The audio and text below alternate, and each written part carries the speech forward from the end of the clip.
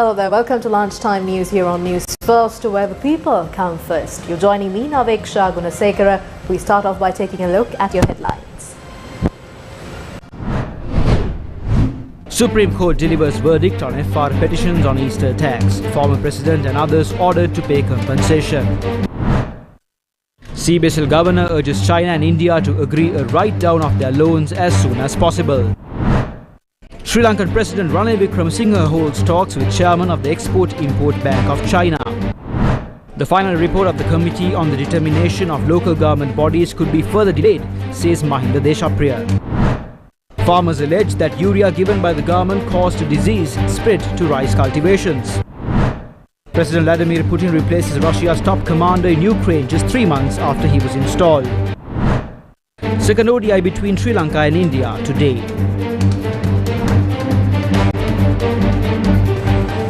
In your top story, the Supreme Court on Thursday ruled that the respondents named in the fundamental rights petitions for failing to prevent the 2019 Easter Sunday attacks, despite having credible information of an imminent attack, had violated the fundamental rights of the petitioners.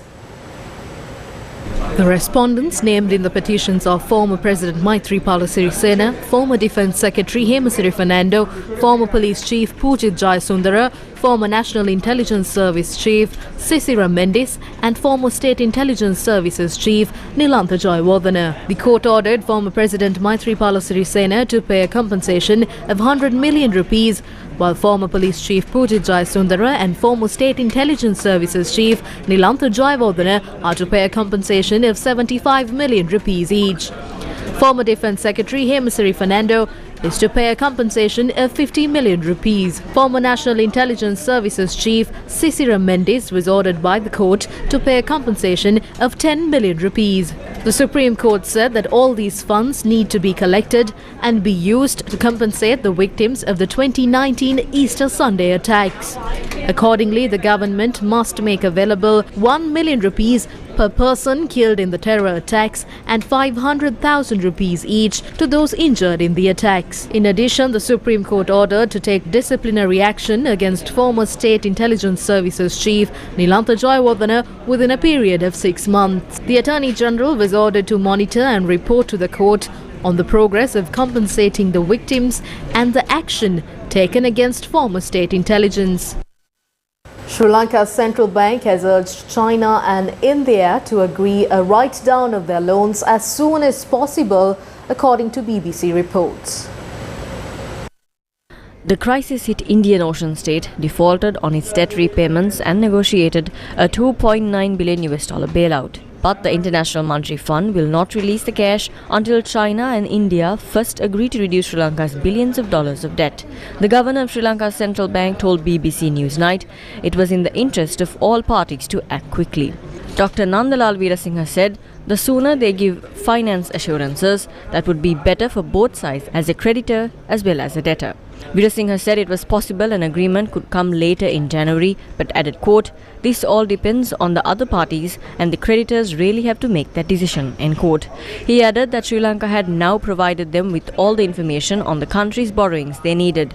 Independent analysts say China is concerned about what a substantial Sri Lankan debt write-down could mean for its extensive lending to other developing countries through its Belt and Road program. Meanwhile, India said to be wary of getting inferior terms on debt restructuring to China, its regional rival. The US ambassador to Sri Lanka, Julie Chung, said the great move was on China as the biggest bilateral lender. Sri Lankan President Ranil Wickremesinghe held talks with the chairman of the Export-Import Bank of China, Wu Fulin, on Tuesday. During the video conference, both sides exchanged views on bilateral cooperation and Sri Lanka's current debt issues. The two sides agreed to further strengthen exchanges and collaboration on the resolution of Sri Lanka's debt issues and help the island's economic recovery and sustainable development. US National Security Council Senior Director of the South Asia, Rear Admiral Eileen Laubacher, And US Ambassador to Sri Lanka Julie Chung met with Sri Lanka's State Finance Minister for talks on Wednesday. The discussion focused on the shared goals of economic recovery and stability of Sri Lanka. The discussion also focused on 75 years of partnership between the United States of America and Sri Lanka, and it was reiterated that the continuous support to Sri Lanka will be extended. The US Ambassador to Sri Lanka Julie Chung tweeted that they discussed the United States support for all creditors to come to the table as Sri Lanka works to implement IMF agreed economic and financial reforms. Dr. Nalika Godeheva convened a media briefing and insisted that Sri Lanka will not receive the support of the IMF or any other organisation until a government representing the people's mandate is formed. People of this country may question as to why the IMF assistance is delayed. It's been some time since we came into a staff level agreement with the IMF. The delay is because the IMF or any other international organisation has no faith in the current government. No one will lend money to a government which they cannot trust. That's why these discussions keep dragging. It is very clear that the government has no acceptance in the international arena. We must elect a government that is accepted by the people of this country and the international community. We can get the support of the IMF and the international community if we form a government that represents the people's mandate.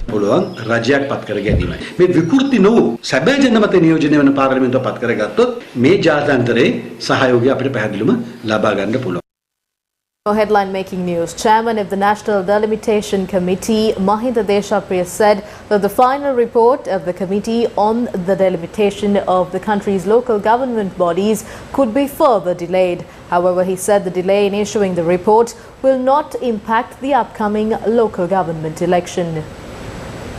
Chairman of the National Delimitation Committee, Mahinda Deshapriya, said the delay in issuing the report was due to multiple reports, including the promotion of 3 district secretaries, the retirement of 4 district secretaries, transfers given to 17 statistics officers, transfers given to 9 senior superintendent of surveys, as well as the busy schedule of the Assistant and Deputy Election Commissioner. He said the National Delimitation to produce its final report to the government on the 28th of February. However, given the existing situation, it could be delayed to late March. He said that a request will be made next week to the respective officials to extend the tenure of the National Delimitation Committee. Mahinda Deshapriya stressed that the delay in producing the final report of the National Delimitation Committee will no way impact the upcoming local government election. Views were expressed on the political sphere on the local government election. Do not just live like this. Why do they fear the elections so much? They said they won't be able to pay the state sector salaries and they won't be able to roll out the Samurdhi payments. They said it's a big problem. If they go in for an election, they will lose it all. So they need to postpone the elections. The government is trying various tricks to manipulate the general public into thinking that an election is not needed. Do not try to postpone the elections with your cunning tricks.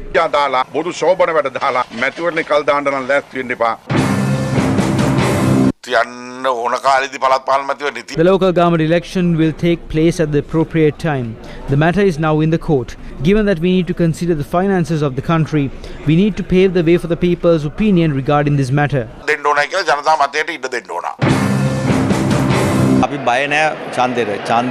are not afraid of an election. When there is an election, there is a win and a loss. We need to face this challenge. The people have not abandoned us. My view is that an election is not appropriate at this time. We must live in the present. We all decided that Ranil Wickremesinghe must be president and held a vote. That was not an issue.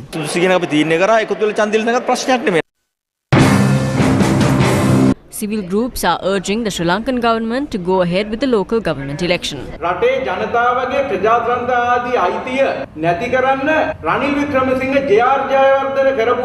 Ranil Wickremesinghe is following the footsteps of J.R. Jayawardena to take away the democratic right of the people. We urge the Election Commission to respect the mandate of the people and conduct the local government election. If the people are deprived of this right, it would lead to the birth of a second people's struggle. If the people take to the streets again, Ranil Wickremesinghe and his cabinet must be accountable for it.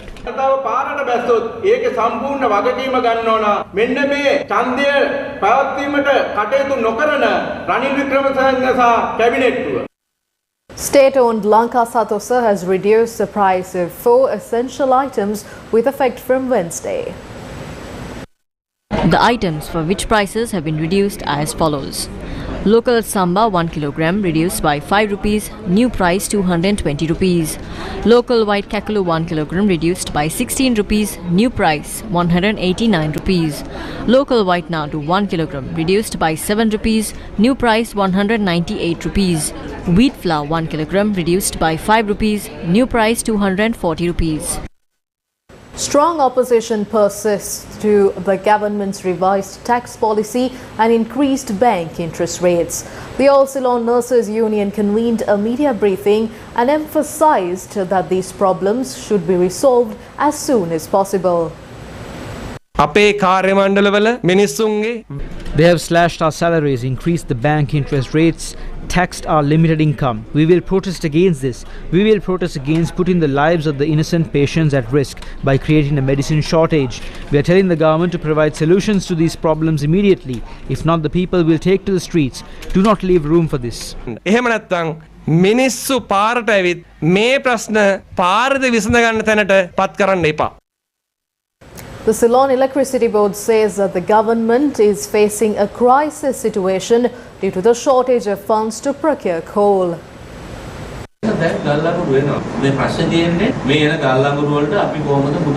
Coal shipments are en route. However, the issue is how are we to pay for the coal? We are in a serious financial crisis in order to make these payments. The employees at the 4 distribution divisions of the CEB have been using their own money to pump diesel to the breakdown vehicles. The community sees the CEB personnel as the wrongdoers. I will stand by the employees. Some divisions have not received funds for days because we need to make payments for the coal shipments. One shipment was anchored off Norachole for a day because we couldn't make the payment.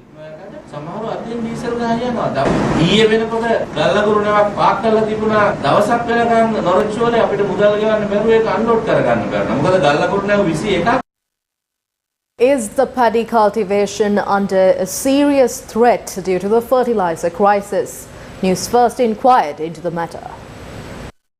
Sri Lankan farmers were rendered helpless during the 2 main harvesting seasons, mainly due to the overnight decision taken by the former president and the government to ban the use of chemical fertilizer. The farmers are still facing the grave consequences of one wrong decision. The farmers of the Lahugala area in Ampara have cultivated about 3,000 acres for this season, but 75% of their crops have been affected by the yellow spot disease.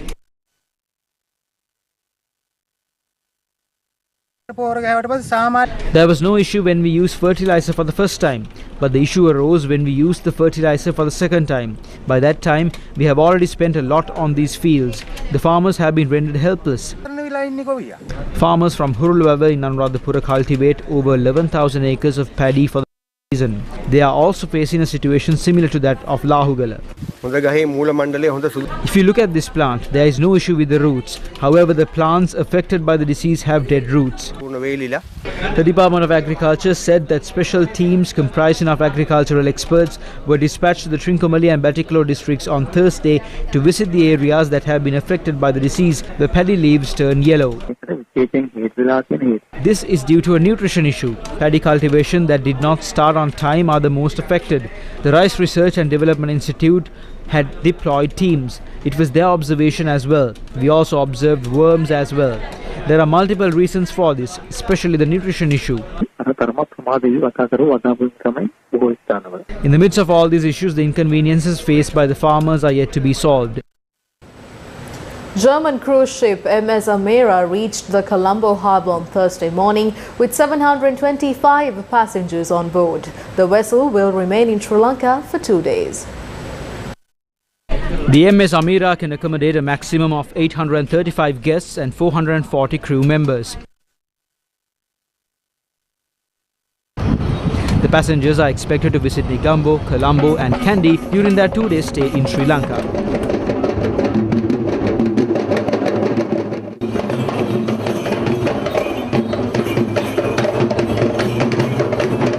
MS Amira will leave Sri Lankan waters on the 13th of January 2023.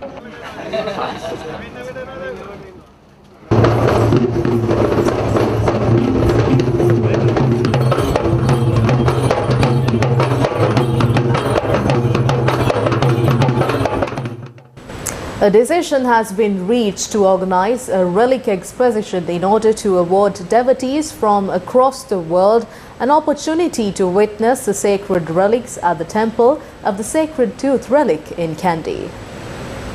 The sacred relics at the Temple of the Sacred Tooth relic in Kandy will be on display for devotees across the world on the 4th of March. This is done on the instructions of the President. We will award the opportunity to witness the sacred relics.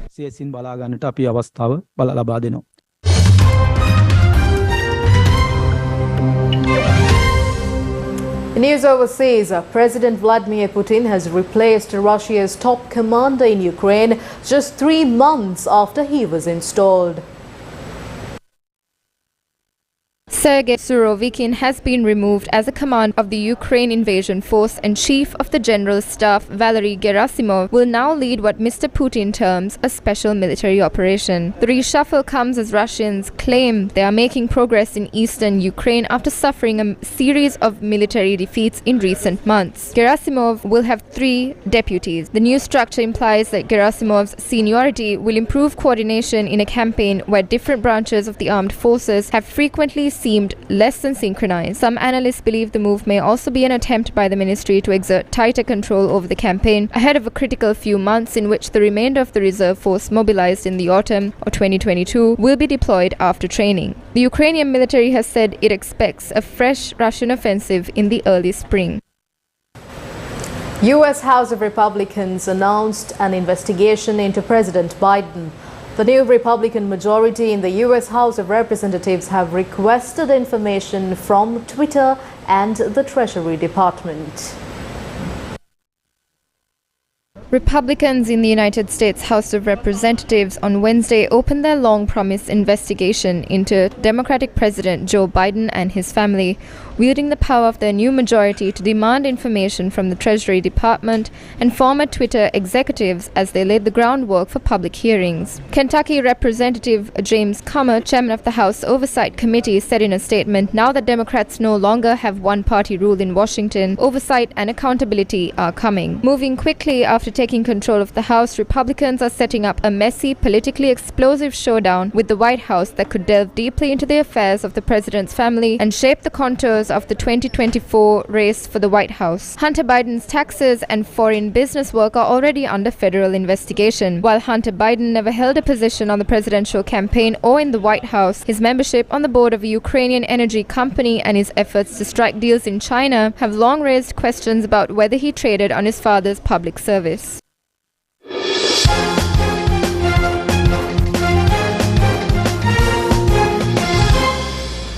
A Sydney magistrate has adjourned the rape case of Sri Lankan cricketer Dhanushka Gunathilaka, so a police brief of evidence can't be finalised.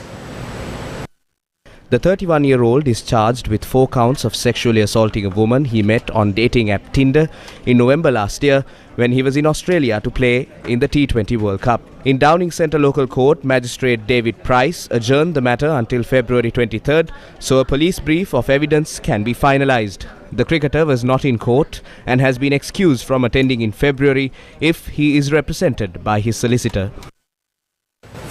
India faces Sri Lanka in the second ODI at Eden Gardens, Qatar on Thursday. Having won the first of 3 ODIs by 67 runs, India will look to wrap up a series win in Kolkata. However, a fight back from Sri Lanka could level series, leaving the third ODI to decide the series winner. It is reported that the team India has made no change to their squad. Sri Lankan pacer Dilshan Madhushankar has been rested from today's game due to an injury. The match will commence at 1:30 p.m. Sri Lankan time.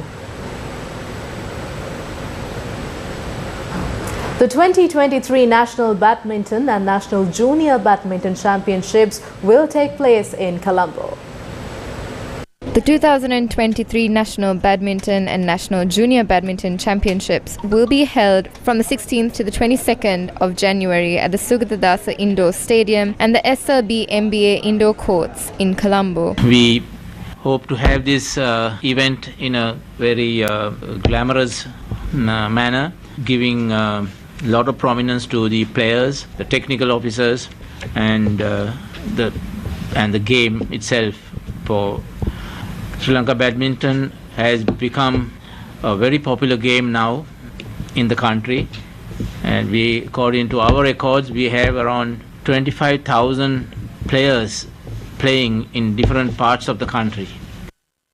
And that's a wrap of Lunchtime News here on News First, wherever people come first. For all these stories and much more, you can visit our website, that is www.newsfirst.lk. Thank you for watching. Have yourself a great day ahead.